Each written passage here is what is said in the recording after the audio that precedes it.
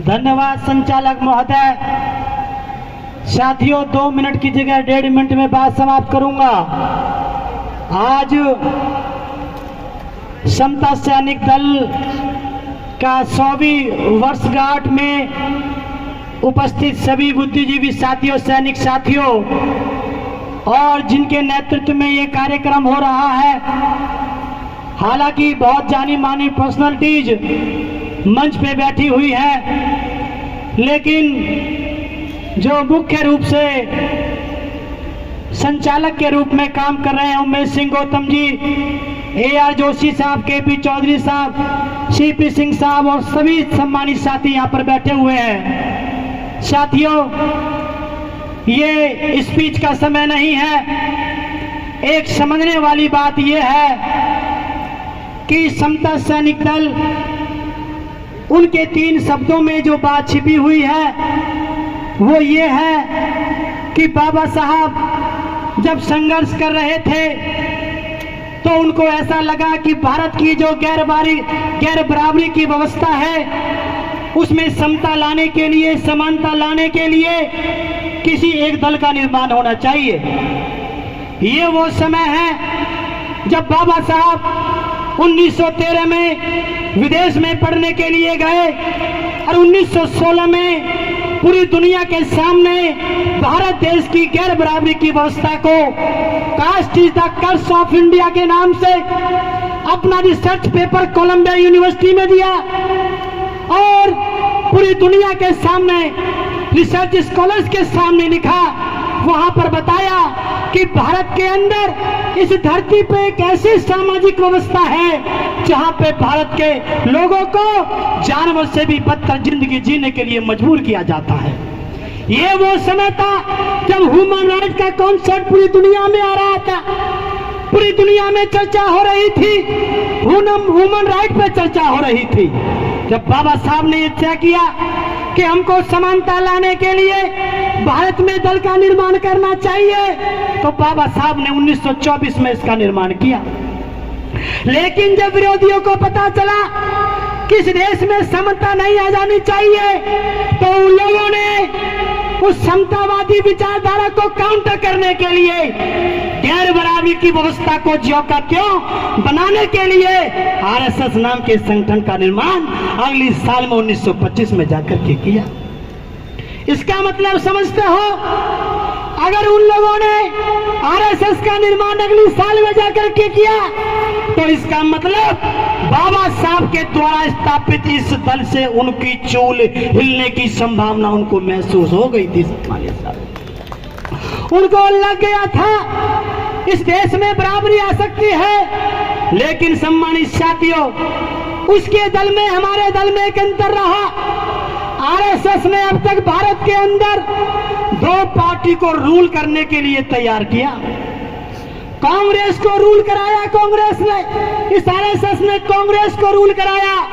और जब कांग्रेस को, जब साहब कांशीराम ने उसके नीचे से कुर्सी हिलाने का काम किया, जब कांग्रेस हिलने लगी तो इस RSS ने, इसने बीजेपी का हाथ पकड़ के उसको सत्ता में लाने के लिए काम किया।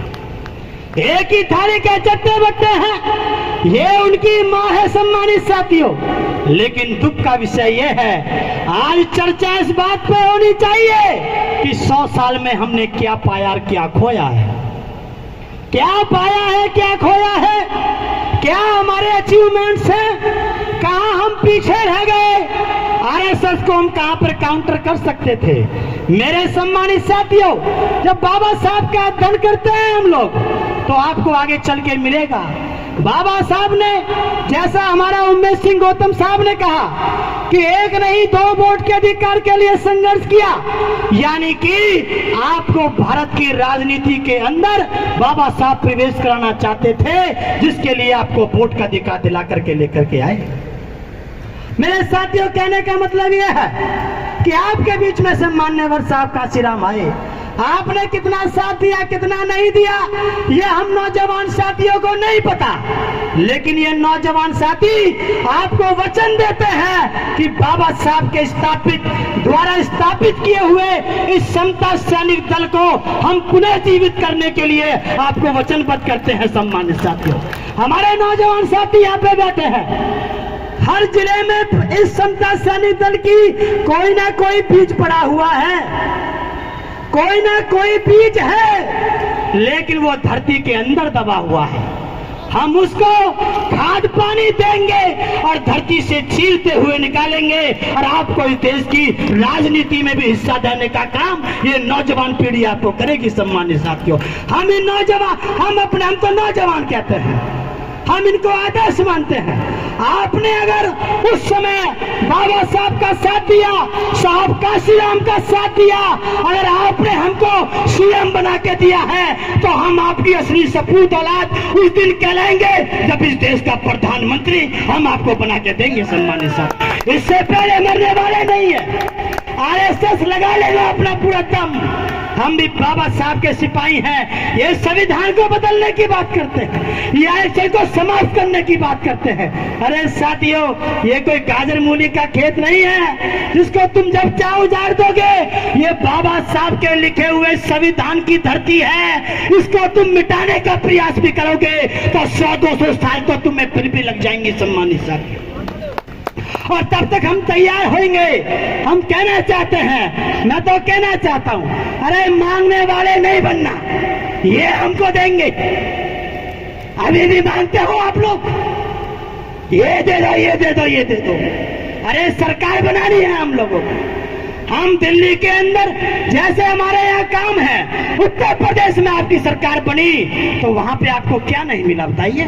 एक तरफ अगर इन लोगों की गांधी की समाधि है तो 16 किलोमीटर की बाउंड्री है जिसका नाम है दलित प्रेरणा स्थल। सम्मानित साथियों, आपने जाके उत्तर प्रदेश में देखा होगा। नहीं मारेंगे इन लोगों से, हम अपनी सरकार बनाएंगे। जब तक काम चलाएंगे अपनी सरकार बनाएंगे और बाबा साहब के सपनों का पूरा करेंगे। हम तख्त भी बदल देंगे, हम ताज भी बदल देंगे। अरे तुम लोग हमारा क्या संविधान बदलोगे, उससे पहले हम तुम्हारी सरकार ही बदल देंगे, अपनी सरकार बनाएंगे। आप लोगों ने हमारी बात को ध्यान से सुना।